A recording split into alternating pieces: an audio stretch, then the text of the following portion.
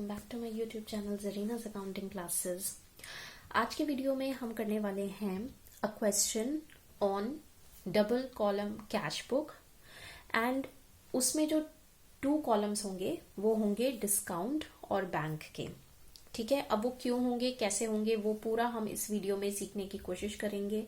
इसके लिए आपको पूरी वीडियो एंड तक जरूर देखनी होगी, तो प्लीज वीडियो को एंड तक देखें पूरा क्वेश्चन अच्छे से समझने के लिए। तो जैसा कि आप स्क्रीन पर देख सकते हैं, आज का हमारा टॉपिक है double column cash book with discount and bank columns. Discount का कॉलम और बैंक का कॉलम हमें इसमें एक साथ बनाना है। किन कंडीशंस पे बनाना है, क्वेश्चन में हमें क्या दे रखा है, उससे रिलेटेड हमें कैसे उसका सोल्यूशन करना है, वो सब हम इस वीडियो में सीखेंगे। So let's begin this video without any further delay, but please like, share and subscribe to my channel. तो स्टार्ट करते हैं आज का वीडियो। सबसे पहले हम क्वेश्चन थोड़ा सा पढ़ लेते हैं। क्वेश्चन में दे रखा है, on 1 March 2024 mister Sameer commenced business by opening a bank account of ₹15,000। अब इस क्वेश्चन में डिफरेंस ये है दूसरे क्वेश्चंस के मुकाबले कि इसमें कैश बैलेंस आपको नहीं दे रखा है बल्कि बैंक बैलेंस दे रखा है। यानी कि बता रखा है कि मिस्टर समीर ने बिजनेस जो स्टार्ट किया अपना बैंक अकाउंट खोलकर किया। उन्होंने बैंक अकाउंट में 15,000 से ओपन किया अपना बैंक अकाउंट, उसके बाद उन्होंने बिजनेस उसके थ्रू स्टार्ट किया।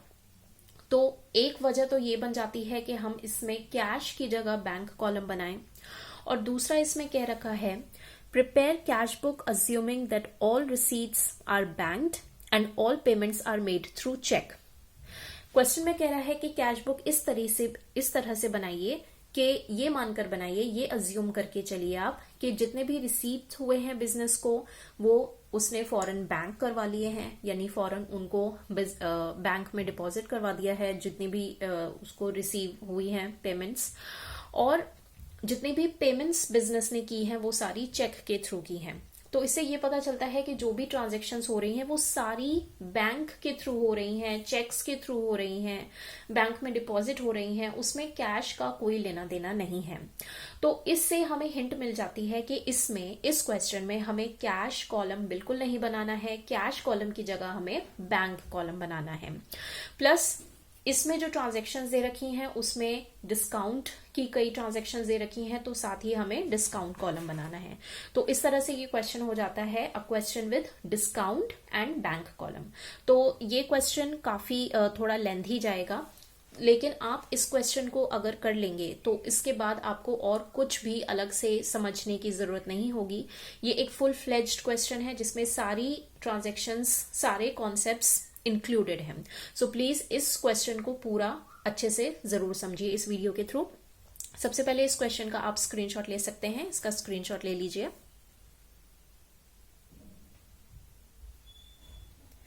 तो क्वेश्चन का स्क्रीनशॉट लेने के बाद हम आ जाते हैं इसके आंसर की तरफ, इसके सोल्यूशन की तरफ। तो हमेशा की तरह मैंने फॉर्मेट पहले से आपके लिए बनाकर रखा है। यह है इसका फॉर्मेट, और फॉर्मेट में क्या क्या होता है ये भी मैं आपको प्रीवियस वीडियो में एक्सप्लेन कर चुकी हूं। तो जल्दी से हम इसकी ट्रांजैक्शंस की तरफ बढ़ते हैं। सबसे पहले दे रखा है कि बैंक अकाउंट खोलकर बिजनेस स्टार्ट किया गया है विद 15,000। तो जैसे कि कैश के लिए हम लिखते थे टू बैलेंस BD, जो कि कैश इन हैंड का बैलेंस होता था, उसी तरह से अगर बैंक बैलेंस है तो बैंक के लिए हम नाम देते हैं कैपिटल अकाउंट, क्योंकि जो भी बैंक अकाउंट है उसका, जो भी बैंक में जितना भी बैलेंस है वो बेसिकली बिजनेस की कैपिटल मानी जाती है। ऑलराइट, तो हम एंट्री करेंगे टू कैपिटल अकाउंट से। तो डेट हम डाल लेते हैं, जो भी ईयर दे रखा है 2024, and the first transaction is March 1। जो भी बैलेंस होता है बिजनेस के पास, चाहे बैंक हो या कैश हो, तो उसके लिए हमेशा रिसीव साइड पर एंट्री हम करते हैं। ये मैं आपको बता चुकी हूं। The entry would be to capital account. Alright, तो क्योंकि बैंक अकाउंट ओपन करके बिजनेस स्टार्ट किया गया है, तो बैंक कॉलम में हम 15,000 की एंट्री कर देंगे। ऑलराइट, चलिए चलते हैं नेक्स्ट ट्रांजैक्शन की तरफ। नेक्स्ट ट्रांजैक्शन है March 2, receive from Vijay 5,800 rupees in full settlement of his account 6,000। 6,000 जो है विजय को बिजनेस को पे करने थे, लेकिन फुल सेटलमेंट के बाद ओनली 5,800 बिजनेस को रिसीव हुए हैं। तो इसमें विजय जो है बिजनेस को दे रहा है, यानी कि विजय इज द गिवर। तो क्रेडिट द गिवर 2 में जाएगा, 2 विजय, डेट होगी 2 विजय। ऑलराइट, क्योंकि Vijay is the giver, credit the giver. तो विजय जो अमाउंट दे रहा है वो दे रहा है 5,800। तो जैसा कि क्वेश्चन के स्टार्टिंग में ही दे रखा था कि हमें ये मानना है कि जो भी अमाउंट आएगा, चाहे वो कैश आए या जिस तरह से भी आए, जिस तरह से भी पेमेंट हो बिजनेस को या रिसीव हो, वो बैंक के थ्रू ही होगी। तो इसलिए बैंक कॉलम में हम 5,800 जो विजय से रिसीव हुए हैं वो डाल देंगे। और क्योंकि उसे 6,000 देने थे तो 200 रुपीज यानी डिस्काउंट मिल गया विजय को बिजनेस की तरफ से, तो डिस्काउंट कॉलम में 200 की एंट्री करेंगे। ऑलराइट, चलिए नेक्स्ट ट्रांजैक्शन देखते हैं, कैश सेल्स। तो कैश सेल्स की एंट्री होती है कैश टू सेल्स। तो 5th डेट पर हम एंट्री करेंगे टू सेल्स अकाउंट। तो सेल्स की गई है 10,000 की, 10,000 बैंक कॉलम में आ जाएगा। ऑलराइट, नेक्स्ट है रिसीव्ड चेक फ्रॉम मोहन। तो मोहन इज द गिवर, तो क्रेडिट द गिवर। तो क्रेडिट साइड पे यानी कि 2 मोहन करेंगे, 10 तारीख को 2 मोहन। मोहन से रिसीव हुए हैं 5,000 रुपीज, तो ये भी जाएंगे बैंक कॉलम में 5,000 रुपीज। ऑलराइट, फिर है 12 तारीख को drew a cheque for petty expenses. Business ने अपने पेटी एक्सपेंसेस के लिए चेक ड्रू किया, यानी कि बैंक से विड्रॉ किए। तो पेटी एक्सपेंसेस हैं, ऑब्वियसली बिजनेस के लिए एक्सपेंस है, तो एक्सपेंसेस आर ऑलवेज डेबिटेड, तो इसलिए बाय एक्सपेंसेस हो जाएगा, बाय पेटी एक्सपेंसेस अकाउंट। थोड़ा सा मुझे कंजस्टिंगली लिखना पड़ रहा है स्पेस की कमी की वजह से। Date is March 12। ऑलराइट, तो petty expenses, all expenses are debited, तो बाय पेटी एक्सपेंसेस हम कर देंगे, एंड विच इज 2,000, जो कि हम बैंक में एंट्री कर देंगे। Next is paid to Vishu. Vishu को पे किए गए, तो विशु इज द रिसीवर, तो डेबिट द रिसीवर। तो विशु को हम करेंगे डेबिट, यानी कि बाय विशु करेंगे, टू विशु नहीं करेंगे। By Vishu on 13th of March। Vishu को पे किए गए 8,880, तो बैंक से जाएंगे 8,880, एंड क्वेश्चन में ही दे रखा है डिस्काउंट अलाउ किया गया है उसके द्वारा 220, तो डिस्काउंट में आ जाएगा 220। ऑलराइट,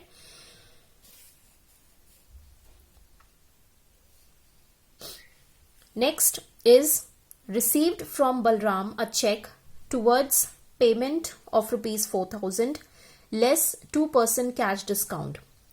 अब देखिए ये थोड़ी सी इसमें आपको दिमाग लगाना पड़ेगा। इसमें वो कह रहा है कि बलराम से रिसीव हुआ एक चेक, बिजनेस को पेमेंट करनी थी बलराम को 4,000 की, बट 2% उस पर कैश डिस्काउंट लगाकर फिर पेमेंट मिली है बिजनेस को, यानी कि रिसीव हुआ है। ठीक है, तो यहां पर बलराम से रिसीव हो रहा है, यानी कि बलराम इज द गिवर, तो क्रेडिट द गिवर 2 में जाएगा, 2 बलराम। Date is 20। अब बलराम को जो पेमेंट करनी थी बिजनेस को 4,000 की, बट 2% कैश डिस्काउंट लग गया उसमें, तो जो 2% हम कैलकुलेट करेंगे 4,000 पर, तो 80 रुपीज जो है वो डिस्काउंट में आ जाएगा, एंड रिमेनिंग 3,920 जो है वो बैंक कॉलम में चला जाएगा। Alright, next is paid office rent. Office rent pay किया गया है बिजनेस के द्वारा, which is an expense for the business, all expenses are debit, तो बाय होगा, by rent account, by rent account. Date is 22, rent pay किया गया है 1200 जो कि बैंक कॉलम में जाएगा। Next is paid salary to employ, तो सैलरी भी बिजनेस के लिए एक एक्सपेंस है। 23 डेट पर बाय सैलरी अकाउंट कर देंगे हम, बाय सैलरी अकाउंट। सैलरी दी गई है 1000, वो भी बैंक के थ्रू होगी तो बैंक अकाउंट में जाएगी। 24 को बिजनेस ट्रांजैक्शन दे रखा है, receive from Amit a cheque, एक चेक रिसीव हुआ अमित से बिजनेस को, तो Amit is the giver, credit the giver, तो क्रेडिट करेंगे मीन्स टू अमित करेंगे 24 डेट पर, टू अमित। ऑलराइट, अमित से जो चेक रिसीव हुआ है वो 11,870 का है जो कि बैंक कॉलम में जाएगा। और साफ साफ दे रखा है डिस्काउंट अलो किया गया है उसके द्वारा 130, तो वो डिस्काउंट कॉलम में जाएगा 130। Alright, next is Balram's cheque dishonoured. यहां पर देखिए ये जो ट्रांजैक्शन है वो बहुत ही इंपॉर्टेंट है। यहां पर दे रखा है कि बलराम ने जो चेक दिया था वो डिसऑनर हो गया है, यानी कि बैंक के द्वारा वो अनएक्सेप्ट हो गया है। तो इस केस में हम क्या एंट्री करते हैं, हमेशा ध्यान रखिए जब भी कोई भी चेक जो बिजनेस को मिला है वो डिसऑनर हो जाए तो एक तरह से बिजनेस के लिए एक लॉस है। ठीक है, लॉस होगा ना, उसे चेक मिला और वो डिसऑनर हो गया, यानी कि वो चेक के बदले उसे पैसा नहीं मिला, तो एक तरह से बिजनेस के लिए लॉस हो गया। तो वो पेमेंट साइड पर हम उसकी एंट्री करते हैं क्योंकि एक तरह से एक्सपेंस हो गया बिजनेस के लिए। ठीक है, तो इसकी एंट्री हम करेंगे जो चेक डिसऑनर हुआ है ऑन द क्रेडिट साइड, यानी कि पेमेंट साइड पर। डेट इज 25, यहां पर हम कर देंगे एंट्री बाय बलराम। ठीक है, जब हमें बलराम से मिल रहा था तो हमने टू बलराम किया था, अब बलराम का चेक जो है डिसऑनर हो गया है तो बाय बलराम करेंगे, बलराम को करेंगे डेबिट। ऑलराइट, तो अमाउंट वही रहेगा जो शुरू में हमें मिल रहा था जब उससे चेक मिलना था, दैट इज 3,920 और 80 रुपीज डिस्काउंट, तो वही चीज अब क्रेडिट साइड पर आ जाएगी। ऑलराइट, तो इसमें आपको सोचना नहीं है कि क्या अमाउंट आना है, जो भी ट्रांजैक्शन के अमाउंट शुरू में थे जिससे हमने शुरू में एंट्री की थी, अब क्योंकि वो डिसऑनर हो गया है तो उसी अमाउंट से डिसऑनर की हम एंट्री करेंगे। ठीक है, तो इसमें अमाउंट वही रहेगा, टू बलराम की जगह हो जाएगा बाय बलराम, यानी कि जो पहले डेबिट साइड पर एंट्री की थी अब वो क्रेडिट साइड पर एंट्री होगी। ऑलराइट, 26 में आपको दे रखा है रेमिटेड टू गौतम। गौतम को रेमिट कर दिया गया, यानी कि वापस कर दिया गया जो भी उससे मिला था, तो गौतम को दे दिया गया, तो Gautam is the receiver, debit the receiver, तो बाय गौतम हो जाएगा। Amount is 3,000 rupees. 27 डेट में दे रखा है remitted bye Kashyap.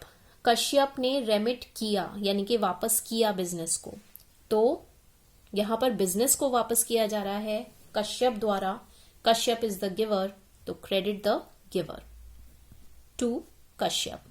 Alright, I hope आपको ये समझ में आ रहा होगा। जब रेमिट किया गया बिजनेस के द्वारा गौतम को तो बाय गौतम करेंगे, और जब रेमिट किया गया कश्यप द्वारा बिजनेस को तो टू कश्यप करेंगे। ठीक है, and amount is 2,000 rupees.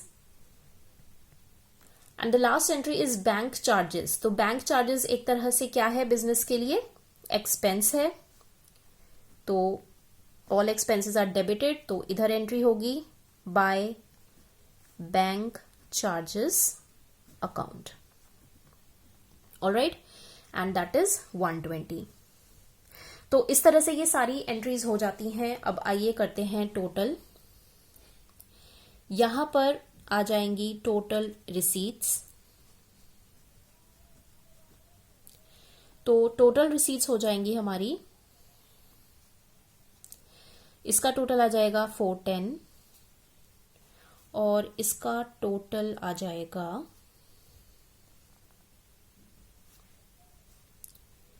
53,590। Alright, अब चलते हैं हम पेमेंट्स की तरफ। टोटल पेमेंट्स लिखेंगे।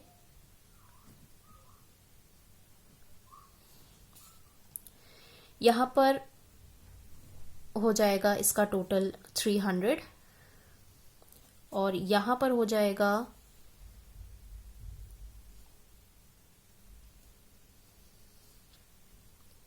20,120।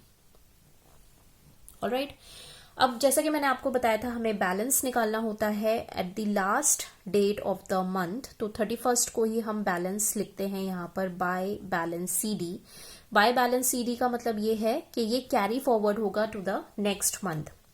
और हमेशा ध्यान रखना है, हमें डिस्काउंट कॉलम्स का कोई बैलेंस नहीं निकालना होता है, वो एज इट इज रहेगा। हमें सिर्फ बैंक या कैश कॉलम का बैलेंस निकालना होता है। तो here is 53,590 and here is 20,120। तो दोनों का डिफरेंस निकालने के बाद जो बैलेंस आएगा वो आएगा 33,470। उसके बाद टोटल करने पर दोनों साइड्स हो जाएंगी सेम, जो कि हमारा गोल होता है कि दोनों साइड्स को हमें सेम करना है। तो ये दोनों साइड सेम हो चुकी हैं। डिस्काउंट कॉलम में हमें कुछ नहीं करना होता है, जो होता है वही हम लिख देते हैं। उसी तरह से इधर भी सेम अमाउंट आ जाएगा। अब यहां पर जो बैलेंस CD कैरी फॉरवर्ड जो हमें करना होता है वो हम करके दिखाते हैं नेक्स्ट मंथ में। Next month is April 1st। यहां पर जो बाय बैलेंस CD होगा वो बन जाएगा टू बैलेंस BD, यानी कि ये ब्रॉड फॉरवर्ड किया गया है। That is 33,470। तो इस तरह से ये क्वेश्चन हो जाता है। आई होप आपको ये क्वेश्चन अच्छे से समझ में आ गया होगा। इसमें सारी ऐसी ट्रांजैक्शंस हैं जो आपको पूरा कॉन्सेप्ट क्लियर कर देती हैं कि बैंक और डिस्काउंट कॉलम का क्वेश्चन हम कैसे करते हैं। आई होप आपको बिल्कुल अच्छे से समझ में आ गया होगा। So please like, share and subscribe to my channel and do comment in the comment box.